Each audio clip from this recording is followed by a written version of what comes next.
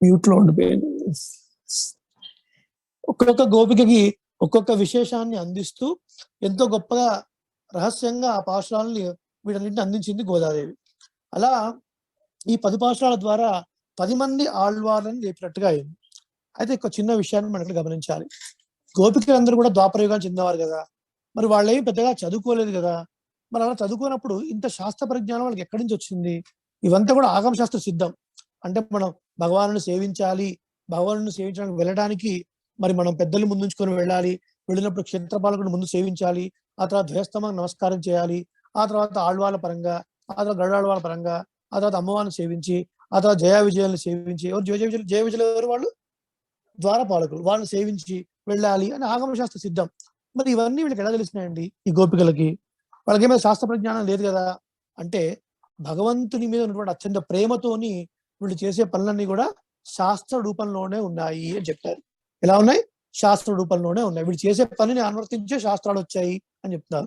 దానికి కారణం కేవలం భగవంతుని పైన వీళ్ళకు ఉన్నటువంటి అచంచలమైనటువంటి ఒక ప్రేమ, అదే కారణము. కాబట్టి తూయోమాయి వందోం, ఎటువంటి ఉపాయం లేకుండా మా దగ్గర ఏదో ఉంది స్వామి, దాన్ని చూసి మమ్మల్ని కరుణించు అన్న ఉద్దేశం గోపికలకు లేదు. మా దగ్గర ఏమీ లేదు స్వామి, నువ్వే ఉపాయము, నీవే దిక్కు అన్నట్టుగా గోపికలందరూ వచ్చారు.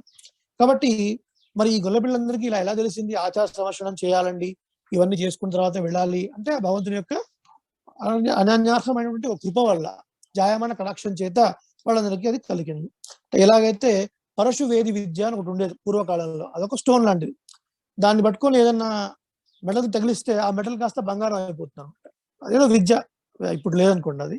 అలా ఉన్నట్టు అంటే దాంతోనే ఆ స్టోన్ దీన్ని ముట్టుకుంటే ఇది బంగారం అయిపోతుంది, ఇది ముట్టుకుంటే బంగారం అయిపోతుంది, అదొక విద్య.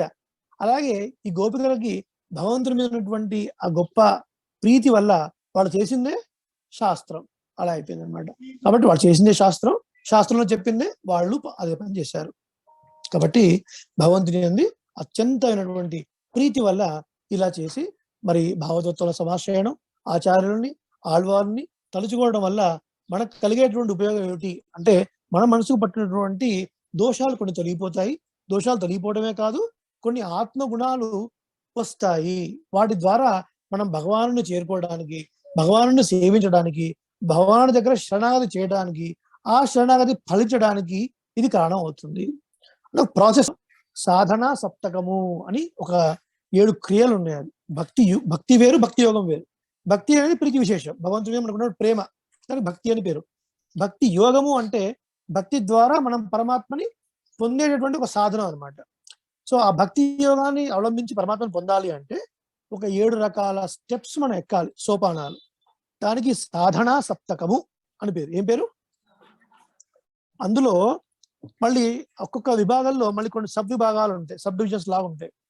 అవన్నీ తెలుసుకున్నప్పుడు మనకి ఏం తెలుస్తుంది అంటే అందులో 0.00001% కూడా మనం కంప్లై అవ్వట్లేదు, అంతా నాన్ కంప్లైంట్సే తెలుసుకుంటుంది కదా. కాబట్టి శాస్త్ర ప్రకారంగా మనం ఉండలేము అని మనకు తెలుస్తుంది. ఎప్పుడైతే వేద విహితమైనటువంటి కర్మలు ఇది చెయ్యండి, ఇది చేయకూడండి అని పరమాత్మ వేదం ద్వారా విధించాడు, అది మనం పెద్దలను ఆశ్రయించి తెలుసుకోకుండా మన ఇష్టానికి మనం నడుస్తున్నాము, అప్పుడు అలాంటి వాడిని చూసే వరకు పరమాత్మకి చాలా కోపం వస్తుంది. ఇది ఇచ్చాము, ఈ చక్క జన్మిచ్చాము కదా. ఇప్పుడు జంతువులకు లేని మనకు ఒక క్వాలిఫికేషన్ ఏంటి? జంతువులు అవి శ్లోకాలు నేర్చుకోలేవు, పాఠశాల అసలే నేర్చుకోలేవు, నమస్కారం పెట్టలేవు, శ్లోకం చెప్పలేవు. మనం నమస్కారం పెట్టగలం, పరమాత్మ నామాన్ని చెప్పగలం, శ్లోకాలు చెప్పగలం, పాఠశాలలు చెప్పగలం కదా, నేర్చుకుంటున్నాం కదా మనం. మరి ఇవన్నీ మనకున్నాయి. జ్ఞానం మనకుంది, వివేకం మనకుంది. వివేకం అంటే మంచి చెడును విడదీసి చూసేటువంటి ఒక జ్ఞానం. ఇవన్నీ ఉన్నప్పుడు మరి వీటన్నిటిని అందించిన తర్వాత కూడా వీడు దీన్ని విస్మరించాడు అని కొంచెం కోపం వస్తుందా రాదా? వచ్చినప్పుడు ఒక మాట అంటాడు, క్షిపామి అంటాడు. క్షిపామి నా క్షమామి, నిన్ను క్షమించను, హీన యోనులో పడేస్తాను అంటాడు. హీన యోనులు అంటే ఏంటి? ఇంకా హీనమైన జన్మలు లాంటివి అనమాట. ఏదో పశు జన్మలో, జంతు జన్మలో అలాంటి వాటిలో పడేస్తాను, కోపం వస్తున్నాను. ఎందుకంటే నా ఆజ్ఞానం అంటే భగవద్గీత పరమాత్మ దేశం చెప్తారు అనమాట. నా ఆజ్ఞ ప్రకారమే శృతి స్మృతి మమైర్వాజ్ఞై, నా యొక్క ఆజ్ఞ ప్రకారమే ఇవన్నీ వచ్చాయి, వీటి ప్రకారంగా మీరు నడుచుకోండి అని చెప్పాడు. వాటిని డివేట్ అయినప్పుడు కోపం వస్తుంది. కాబట్టి మరి అలా కోపం వచ్చి పరమాత్మ యొక్క ఆగ్రహానికి గురి కాకుండా ఉండాలి అంటే మనకి మధ్యవర్తిత్వం కావాలి. ఆ మధ్యవర్తిత్వమే ఆళ్వార్లు, ఆ మధ్యవర్తిత్వమే ఆచార్యులు. ఆ మధ్యవర్తిత్వమే భాగవతోత్తములు. కాబట్టి ఇది ఒక ప్రక్రియ, ఇలాగే వెళ్ళాలి అని మనకు అమ్మ సూచించింది. ఇప్పుడు 10 మంది గోపికలు లేపారు, ప్రతి వాళ్ళు జాయిన్ అయ్యారు ఈ గోష్ఠిలో. ఇప్పుడు ఏం చేయాలి మరి? అందరూ జాయిన్ అయ్యారు, అందరూ వచ్చారు, రెడీగా ఉన్నారు. కృష్ణ పరమాత్మ దగ్గరికి వెళ్ళాలి, వెళ్ళి ఆయన ప్రార్థించాలి, ఆయన ఇచ్చేటువంటి పరికరాలు ఏవో తీసుకోవాలి. అవన్నీ కూడా 16 పాఠ నుంచి ప్రారంభం అవుతాయి. మనం ఏమనుకున్నాము, ద్వాపర యుగంలో గోపికలు ఎలాగైతే నందగోపుడు భవనానికి వెళ్ళి ఈ గోపికలందరూ కూడా ఆ పరై అనే వాయిద్యాన్ని తీసుకుంటారో, అంటే వాళ్ళ వ్రతానికి కావాల్సినటువంటి సంభారాలు సామాన్లు ఇలాగ తీసుకుంటారో, ఇక్కడ శివల్పుత్రులు ఉన్నటువంటి గోదాదేవి ఆ వటపత సాయి పెరుమాళ యొక్క దేవాలయాన్ని నందగోపుడు భవనం అనుకుంది. వీళ్ళు ఏం చేయాలి మరి? ఇప్పుడు ఈ గోపికలంతా కూడా ఆ నందగోపుడు భవనానికి వెళ్ళాలి. ఇప్పుడు వీళ్ళందరూ కూడా నందగోపుడు భవనం వెళ్ళారు. భవనంలో వెళ్ళగానే రెడ్ కార్పెట్ బర చేసి రండి రండి అంటారు అందరినీ, కాదు కదా, కొంత సెక్యూరిటీ ఉంటుంది అక్కడ. ఆ సెక్యూరిటీని అంటే ద్వారపాలకుల్ని ప్రార్థిస్తున్నారు ఈ యొక్క పాసురంలో. నాయఘనాయ్ నాయఘనాయ్ నిన్న, అంటే మాకు నాయకుడుగా నిలిచినటువంటి ఉన్నటువంటి వాడు, అంటే ఎవరు నాయకుడు? నందగోపుడు. ఈ నందవ్రజానికి నాయకుడు ఎవరు? నందగోపుడు. నందగోపనుడయ కోయిల్ కాపానే, నందగోపుడు యొక్క భవనాన్ని కాపాడేవార్లారా. కొడితోన్ను కొడితోన్ను తోరణవాసల్ కాపానే, ఆ జెండా అంటే ఎత్తుగా ఉన్నటువంటి ఆ ధ్వజాన్ని కాపాడేటువంటి ధ్వజపాలకులారా. మణికదవం తాళ్తిరవాయ్, ఆ తలుపులకు ఉన్నటువంటి గడియం కాస్త తీయండి. ఆయర్ సిరుమియరో ముక్కు, మేము చాలా చిన్నపిల్లలము, కల్లా కప్పడం లేని వాళ్ళము. అరైపరై మాయన్ మణివಣ್ಣన్ నిన్నలే వాయినేందాన్, చక్కని శబ్దం చేసేటువంటి ఒక పరై అనే వాయిద్యాన్ని మాకు ఇస్తా అని నిన్నలే వాయినేందాన్, నిన్ననే మా కృష్ణ పరమాత్మ చెప్పి ఉన్నాడు. తూయమాయ్ వందో తుయిలెలా పాడువాన్, మేమంతా కూడా పరిశుద్ధమై వచ్చాము. ఎవరిని పాడడానికి? ఆ పరమాత్మ చక్కగా పాడడానికి. పరమాత్మ యొక్క నామాన్ని కీర్తించి ఆయన లేపి ఆయన మంగళాశాసనం చేసి మాకు కావాల్సింది మేము తీసుకెళ్ళడానికి మేము వచ్చాము. వాయాల్ మున్నమున్నం మాత్తాదేయమ్మ, మున్నమున్నం మాత్తాదే, మున్నమున్నం వాయాల్ మాత్తాదే, అంటే ముందు ముందే మీ యొక్క నోటితోని కుదరదు, ప్రవేశం లేదు అని అనకుండా, అడ్డగించకుండా, నీ నేజలే కదవం నీ కేలో రెంబావాయ్, అది ప్రేమగా ఒక తలుపుని ఇంకొక తలుపుని పట్టుకొని మూసినటువంటి ఆ తలుపులు ఉన్నాయే వాటిని కాస్త తెరవండి అని ప్రార్థిస్తున్నారు. ఎవరిని? ద్వారపాలకుల్ని ప్రార్థిస్తున్నారు. వ్యాఖ్యానం చూద్దాం. నాయకనాయ నిన్న నందగోపరుణయ కోయిల్ కాపానే చెప్తాను. ఇక్కడ నందవర్జనంలో 5 లక్షల కుటుంబాలు ఉన్నాయి. వాళ్ళందరికీ కూడా నందగోపాలుడు హెడ్, రాజు. ఆయన యొక్క ప్రభుత్వంలో, ఆయన యొక్క పరిపాలనలో వీళ్ళందరూ కూడా ఉన్నారు. కాబట్టి ఇప్పుడు ఆయన యొక్క భవనానికి వెళ్ళారు. ఆయన యొక్క భవనానికి వెళ్ళి ఆయన యొక్క భవనానికి ద్వారపాలకులుగా ఉన్నటువంటి వాళ్ళని ప్రార్థిస్తున్నారు. నిశ్శబ్దం ప్రార్థిస్తున్నారు. ఏం ప్రార్థిస్తున్నారు చూద్దాం. అసలు నందగోపుడు అంటే ఎవరు? నందుడు అంటే ఆనంద స్వరూపుడు అని అర్థం, ఆనందించేవాడు అని అర్థం. గోపుడు అంటే రక్షించేవాడు అని అర్థం. పరమాత్మను రక్షించేవాడు నందగోపుడు. పరమాత్మ ఎక్కడున్నాడు? నందగోపుడు దగ్గరే కదా ఉన్నది. మనం మొట్టమొదటి భాషలో కూడా చెప్పుకున్నాం. మార్గళి తింగళ్ళలో కూడా యశోద ఇళం సింగం, యశోద దగ్గర ఉన్నటువంటి బాలసింహం లాంటి వాడు. కూర్వేల్ కొడుందులన్ నందగోపన్ కుమరన్, పదునైన వేలాయుధాన్ని పట్టుకున్నటువంటి నందగోపుడు యొక్క కుమారుడు అండి. ఆయనకు వినయ విధేయలతో ఉండేవాడు. నందుడి ముందు పరమాత్మ ఎట్లుంటాడు? కృష్ణ పరమాత్మ బయట గోకులంలో ఎంత గొడవ చేసినా కూడా, ఎన్ని రకాల అర్ధరాత్రి కూడా దొంగతనానికి వెళ్ళాడు కృష్ణుడు. అర్ధరాత్రి కూడా ఆ గోపి కాస్త బాగా తెలివైంది అనమాట. ఈ వెన్న కాస్త ఈ మిరపకాయల డబ్బాలలో పెట్టింది, కనపడకుండా. ఎక్కడ పెట్టింది? మిరపకాయల డబ్బాలో. చూశాడు చూశాడు చూశాడు, ఎప్పుడో తెల్లవారు 3 గంటలకు దొరికింది ఆ వెన్న, ఎక్కడ? మిరపకాయల డబ్బాలో. తిన్నాడు. కోపం వచ్చింది. నేనేమో కష్టపడి వెన్నని ఇంతలాగా వెతుక్కుంటే మీరందరూ గురుగుట్టు పడుకుంటున్నారా అని చెప్పి, ఇళం బిళ్ళకి అంటారు ఆడవారు. ఆ ఇంట్లో చూశారట, అందరూ పడుకున్నారు.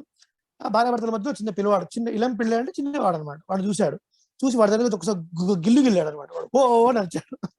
నేను కష్టపడి దొంగతనం చేస్తుంటే మీరు హాయి నిద్రపోతారా అని చెప్పి ఆ చిన్న పిల్లల్ని గిల్లేసరికి వాడు ఓ అని ఒకసారి వేసారు. అందరూ లేచారు ఇంట్లో అంతా. నువ్వు చూడొద్దా అంటే నువ్వు చూడొద్దా, వాడికి ఏమవుతుంది అట్లా. ఆయనకేదో కాముంటే నచ్చదు అనమాట. ఇంత కష్టపడ్డా, ఇంత వెన్న దొంగిలించాం, మీరు పడుకుంటారా అర్థం. ఇలాంటి కొంట చేష్టలు చేసేవాడు. ఇంకోసారి ఏం చేసేవాడు? వెన్న దొంగిలించి పోతూ పోతూ ఆ కోడల యొక్క మూతి కొంచెం రాసిపోయేవాడు. తెల్లారి చూసేసరికి ఎక్కడ పోతున్నాయా వెన్నంత, ఎక్కడ పోతావు చూస్తున్నా, నువ్వా తినేది, బీరకాయ ఎలా ఉండేదాన్ని, గుమ్మడికాయ ఎలా తయారని చెప్పి అత్తగారు ఒకటే గోల. నేను కాదండి అని ఎంత చెప్పినా వినదు. ఈయన చేసే పనులు ఇట్లా ఉంటాయి. వీళ్ళందరూ వచ్చి పితూరీలు అంటే చాడీలు చెప్పడం, ఇవన్నీ చెప్పడం వల్ల, ఇవన్నీ నందుడిగా చెప్పినప్పుడు కూడా ఇట్లా చేశాడా అట్లా చేశాడా, వాడిని రాని వాడి సంగతి చెప్తా అని ఈయన కొంచెం కర్రలు వేస్తాడు. ఈయన దగ్గరకు వచ్చినప్పుడు అసలు ఏం తెలియని వాడుగా కొంచెం శిఖంతా చక్కగా దగ్గర పెట్టుకొని నాన్నగారు నాన్నగారు అని చూసి, అబ్బా వీడి కళ్ళు చూసేసరికి, వీడి అమాయకత్వం చూసేసరికి, వీడినా నేను తిట్టింది అని, అయ్యో ఎంత పాపాత్ముని ఎంత పాపం అందులో కాస్త చెప్పలేసుకుంటాడు అనమాట. అంత వినయంగా నటిస్తూ ఉంటాడు. ఇక కొంచెం పక్కకు పోని ఒక్కసారి పిల్లక జాడించేసి శిఖం మొత్తం ఇప్పేసి వాళ్ళ అమ్మ ముందు వికృతంగా చేస్తాడు చేస్తుంటాడు, ఇంట్లో గోలవాళ్ళు చేస్తుంటాడు. ఇలాంటి వాడు. కాబట్టి నందగోపుడు భగవాన్ని కాపాడేవాడు, ఆచార స్వరూపం. మంత్రం యత్నేన గోపయేత్, మంత్రాన్ని కాపాడేవాడు ఆచార్యుడు. మంత్రం ఆచార్య యొక్క ఆధారంలో ఉంటుందన్నమాట. కాబట్టి నందగోపు కూడా ఆచార్య స్వరూపము. నందుడు ఆనందించేవాడు, గోపుడు అంటే చక్కగా కాపాడేవాడు అని అర్థం అనమాట. సో మంత్రానికి ఒక లక్షణం ఏం చెప్తారంటే, మరణేన త్రాయతే ఇది మంత్ర. మనం మరణం చేయడం ద్వారా ఏది మనల్ని రక్షిస్తుందో దానికి మంత్రం అని పేరు. ఆ మంత్రం ఆచార్య యొక్క అధీనంలో ఉంటుంది. కాబట్టి పరమాత్మ కూడా నందుడి ఆధీనంలో ఉండటం వల్ల ఈ నందగోపాలుడి ఆచార్య స్వరూపంగా పోల్చారు. యశోదని మంత్ర రూపంలో పోల్చారు. ముందు ముందు వస్తుంది అది. అలాంటి యొక్క నందగోపుడి యొక్క భవనానికి కాపలగా ఉన్న వాళ్ళారా అని ఒక అర్థం. రెండో అర్థం, కృష్ణ పరమాత్మను చేరడానికి వీళ్ళు వెళ్తున్నారు. కృష్ణుడే ఉపాయము ఉపేయం అని నమ్మినప్పుడు మరి కృష్ణుడు పురస్సరంగా చెప్పకుండా నందగోపుడు పురస్సరంగా ఎందుకు చెప్తున్నారు? వాళ్ళ తండ్రి పరంగా ఎందుకు చెప్తున్నారు? ఓ కృష్ణ భవనాన్ని కాపాడే ద్వారపాలకులారా అని అనొచ్చు కదా. అనకుండా నందగోపుడు ఎందుకు చెప్తున్నారు అంటే ఇందులో కూడా ఒక స్వారస్యం ఉంది. పరమాత్మకి తన యొక్క సంబంధం ద్వారా పిలుచుకోవడం చాలా ఇష్టం. నేరుగా తనని కీర్తించడం కన్నా తన సంబంధాన్ని చెప్పడం కూడా చాలా ఇష్టం. త్రేతాయుగంలో రామరావణ సంహారం అయిపోయిన తర్వాత ఆ పుష్పక విమానంలో అయోధ్యకు వస్తూ సీతాదేవికి అయోధ్యను చూపిస్తాడు. చూపించి రాజధాని పితుర్మమ అంటాడు రామచంద్రమూర్తి. ఏమంటాడు? రాజధాని పితుర్మమ, ఇది మా తండ్రి గారు రాజధాని అయోధ్య, అది కూడా రాజధాని కదండి. తండ్రి పురస్సరంగా చెప్పుకోవడం అనమాట. అంటే ఆయనకు పరమాత్మకి ఎప్పుడూ సులభంగా ఉండాలి, వీళ్ళ దగ్గర రావాలి, వీళ్ళ సంబంధంతోనే ఆయన బాగా ఆనందించాలి అని ఒక కోరిక. ఎప్పుడు వైకుంఠంలో అందరూ ఆయనకు నమస్కారం పెట్టేవాళ్ళే, దేవతలందరూ నమస్కారం పెట్టేవాళ్ళే, భావదత్తులు నమస్కారం పెట్టేవాళ్ళే. ఎప్పుడు ఈయనకు నమస్కారం పెట్టాలని ఉంది పాపం. త్రేతాయుగంలో రాముడిగా వచ్చాడు. ఆ వనవాసంలో ఉన్నప్పుడు అందరు మనుషులకు పడి దండాలు పెట్టాడు. వాళ్ళందరూ చెప్పినట్టుగా విన్నాడు కదా. ఇక నందుడు చెప్పినట్టుగా కృష్ణుడు విన్నాడా లేదా? మరి అక్కడికి వెళ్ళిన తర్వాత ఒక్కొక్క ఆశ్రమంలో సుతీక్షుడు, శరభంగుడు, భరద్వాజుడు ఒక్కొక్క ఆశ్రమానికి వెళ్ళినప్పుడు, అయ్యా ఎక్కడ ఉండాలి స్వామి చెప్పండి ఆచార్య అంటే, మీరు ఇక్కడ ఉండండి, చిత్తకూటంలో మీరు ఉండండి అంటే, చిత్తకూటంలో ఉన్నాడా లేడా? ప్రతి వాళ్ళని అడిగాడు ఎక్కడ ఉండాలి స్వామి, అందరూ సేవించాడు చక్కగా. ఎక్కడ ఉండమంటే అక్కడ ఉన్నాడు. అంటే రాముడికి పరతంత్రుడిగా ఉండడం చాలా ఇష్టం, ఆ సంబంధం చెప్పుకోవడం చాలా ఇష్టం. అలా కాబట్టి ఇక్కడ నందగోపుడు పురస్సరంగా చెప్తున్నారు. నందగోపుడు భవనాన్ని కాపాడేవారా, మీరు తలుపులు తీయండి. ఓ ద్వారపాలకులారా. ఏం ద్వారపాలకులారా అంటే వాళ్ళకి ఏం పేరు లేదా? పేరుంది కదా. అంటే ఇక్కడ కైంకర్యం చేసే వాళ్ళకి కైంకర్య పరంగా ఆ పేరుతో పిలిచినప్పుడే వాళ్ళకి చాలా ఆనందము.